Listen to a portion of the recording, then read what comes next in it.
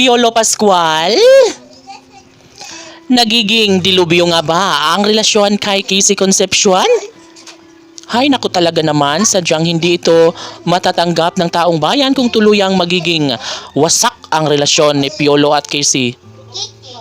Sadyang hindi talaga katanggap-tanggap at hindi nararapat na mangyayari ito sa buhay ni Piolo Pascual. Dahil nga, hindi ito ang pangarap ng taong bayan na malugmok sa sakit na nadarama sa pag-ibig ni Piolo para kay Casey.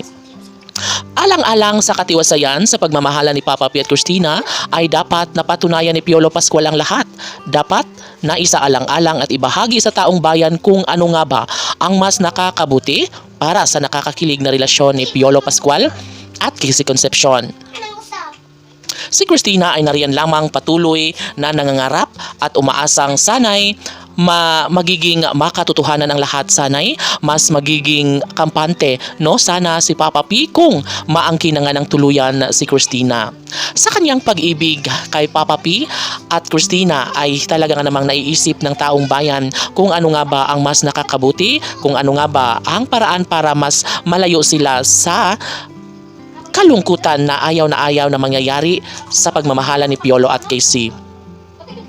Tanging dasal at pangarap ng taong bayan na sana nga ay magkukubli pa rin ang isang mahalagang paalala, isang mahalaga, no, na para maisakatuparan ang lahat ng kanilang pangarap, no, ni Papa P at Christina. Sadyang tahimik lamang ang mga bashers sa ngayon dahil hindi pa nila makakapa kung ano nga ba ang katotohanan at katiwasayan sa relasyon ni Piolo at Casey. Nais ng mga bashers na makuha nila at mararamdaman nila na sadyang wala ng pag-asa pa na magbalik ang pagmamahala ni Piolo at Casey.